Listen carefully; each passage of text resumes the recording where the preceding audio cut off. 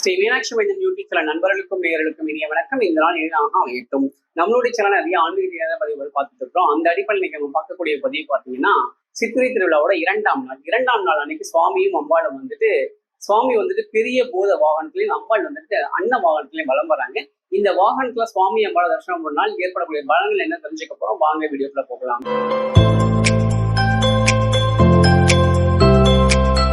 அற்புத கீர்த்தி வேண்டின், ஆனந்த வாழ்க்கை வேண்டின், நற்பொருள் குவிதல் வேண்டின், நலமெல்லாம் பெருக வேண்டின், கற்பகமூர்த்தி தெய்வ களஞ்சியம் சென்ற பொற்பாதம் பணிந்து பாதை பொய்யல்லை கண்ட உண்மை.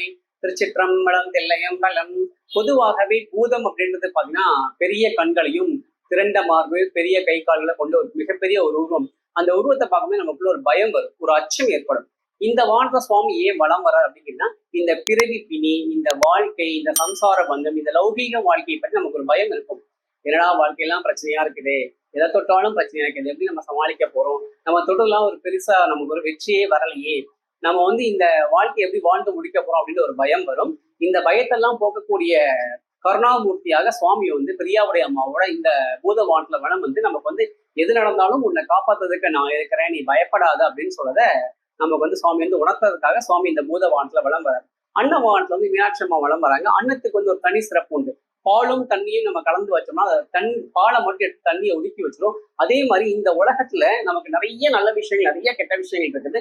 நம்ம வாழ்க்கைக்கு என்ன தேவையோ, நமக்கு தேவையான நல்ல விஷயங்களை மட்டும் எடுத்துட்டு வாழ்க்கையை அம்மா வாழ்ந்துட்டேன்னா பிறவி பெருங்கடலை நீந்தி முடிச்சு இறைவனை சேர்ந்துடலான்றதான் இதோட இந்த அன்னப்பச்சியோட சாராம்சம்.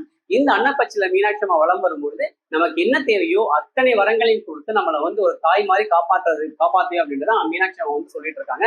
அதனால இந்த அன்னவானத்தை அம்பாளை தரிசனம் பண்ணும்போது நமக்கு தேவையான அத்தனை நல்ல குணங்களும் கிடைக்கும். இந்த அன்ன வாகனத்திலையும் பூத வாகனத்திலையும் சுவாமியும் அம்பாளும் தரிசனம் பண்ணி நம்ம வாழ்க்கையில எல்லா வளங்களும் நலவும் கிடைக்கப்பெறலாம்.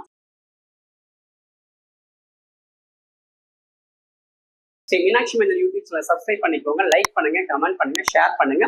மறக்காம பக்கத்துடைய பெல் ஐகானை கிளிக் பண்ணிக்கோங்க. நன்றி, வணக்கம்.